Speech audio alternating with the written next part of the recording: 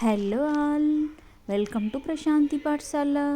ఈరోజు నేనైతే టమాటో దోసకాయ కర్రీ చేసుకుంటున్నాను. రైస్ రోటీలోకి చాలా బాగుంటుంది, రాగి సంకట్లోకి పుల్ల పుల్లగా కమ్మగా చాలా బాగుంటుంది. ఒకసారి అయితే ట్రై చేయండి. ఇంకా మనం ఎండు రొయ్యలు పచ్చి రొయ్యలు కూడా వేసుకొని చేసుకోవచ్చు. ఇష్టం ఉన్న వాళ్ళు, నాన్ వెజ్ తినేవాళ్ళు చాలా బాగుంటుంది. ముందుగా స్టవ్ వెలిగించుకొని బాండీ పెట్టుకొని ఆయిల్ వేసుకొని వేడైన తర్వాత ఉల్లిపాయలు, పచ్చిమిర్చి, కరివేపాకు వేయించుకోండి. నేను ఇక్కడ 2 గరిటెల ఆయిల్ అయితే వేసుకున్నాను. చాలా బాగుంటుంది దోసకాయ టమాటో కర్రీ అనేది. ఒకసారి ట్రై చేసి చూడండి.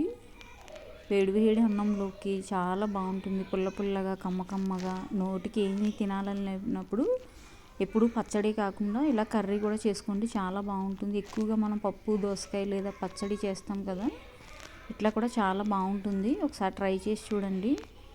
ఎండు రొయ్యలు దోసకాయ లేదా పచ్చి రొయ్యలు దోసకాయ కూడా చాలా మంచి కాంబినేషన్, చాలా బాగుంటుంది కూడా. ఈ విధంగా ఆయిల్ వేడైన తర్వాత ఇగురు కర్రీల్లో చాలామంది పోపు దినుసులు వేసుకుంటారు. నచ్చిన వాళ్ళు వేసుకోవచ్చు, లేదంటే స్కిప్ చేసేయచ్చు. నేనైతే ఇగురు కూరల్లో పోపు దినుసులు ఎక్కువగా వేసుకోను. ఓన్లీ పచ్చిమిర్చి, కరివేపాకు, ఉల్లిపాయలు వేసుకుంటాను అంతే. చాలామంది ఇష్టంగా వేసుకుంటారు. సో ఇష్టమైతే వేసుకోండి, లేదంటే స్కిప్ చేసేసేయండి.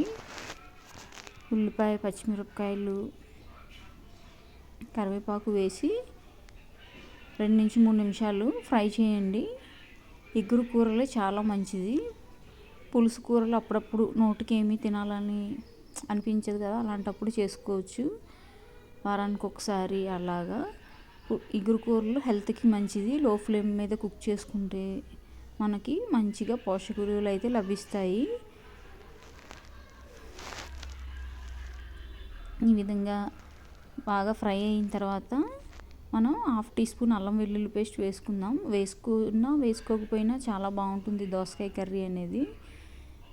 కొంచెం టేస్ట్ బాగుండాలి అండ్ స్పైసీగా కావాలనుకుంటే కొంచెం అల్లం వెల్లుల్లి పేస్ట్ వేసుకోవాలి. చాలా బాగుంటుంది, ఒకసారి ట్రై చేసి చూడండి. చపాతీలో కూడా చాలా బాగుంటుంది దోసకాయ కర్రీ. ఈ విధంగా చేస్తే తినలేని పిల్లలు కూడా ఒక ముద్ద కలిపి పెడితే ఇష్టంగా తింటారు, అంత బాగుంటుంది. కమ్మగా, పుల్లగా కమ్మగా చాలా బాగుంటుంది. ఈ విధంగా పచ్చివాసన పోయేదాకా వేయించుకోవాలి అల్లం వెల్లుల్లి పేస్ట్ని అయితే.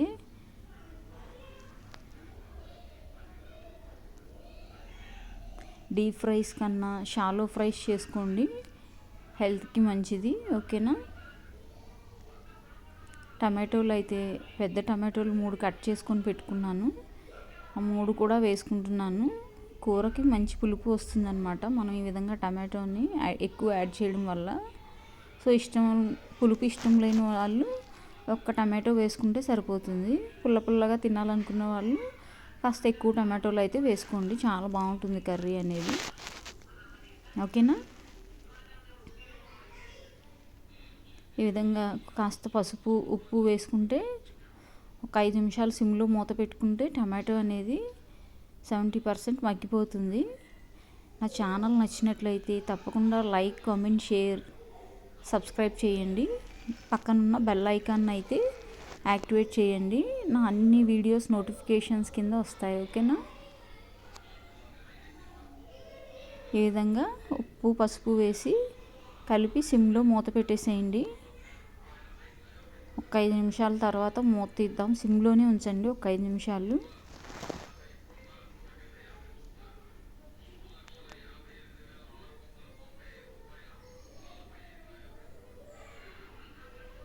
మూత తీసి చూద్దాము. చూసారా, అందులో ఉన్న వాటర్, ఆయిల్ ఉడుకుతుంది, దగ్గరకు వస్తుంది టమాటో అనేది. నా వీడియో చూస్తున్న వాళ్ళు ఒక లైక్ కొట్టండి, అంటే రీచ్ అవుతుంది పోస్ట్ అనేది. కొత్త ఛానల్ కదా. ఓకేనా.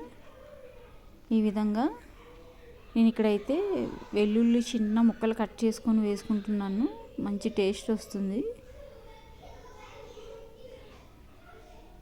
చిన్న చిన్న ముక్కలు కట్ చేసుకున్నాను. దంచుకొని వేసుకున్న చాలా బాగుంటుంది. వెల్లుల్లి ఫ్లేవర్ అనేది కర్రీకి. కట్ చేసుకున్న ఒక పెద్ద దోసకాయని అయితే తీసుకున్నాను. తీసుకొని టమాటో ఉడికిన తర్వాత ఈ దోసకాయ ముక్కలు కూడా వేసుకొని తగినంత కారం వేసుకొని మరో 2 నుంచి 3 నిమిషాలు సిమ్లో మగ్గనిద్దాము.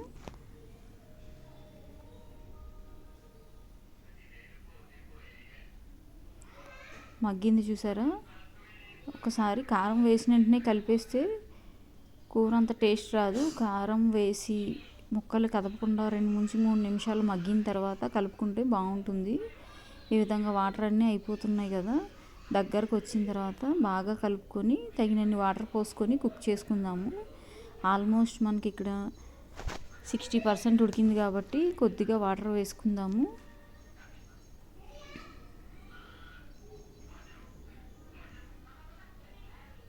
సో ఇప్పుడే మనం ఉప్పు కారం అన్నీ సరిచూసుకొని మూత పెట్టేసుకోవాలి. ఇప్పుడు నేను చూపిస్తున్న మెజర్మెంట్స్కి అయితే కరెక్ట్గా సరిపోతుంది. ఎక్కువ తక్కువ ఏమీ అవ్వదు.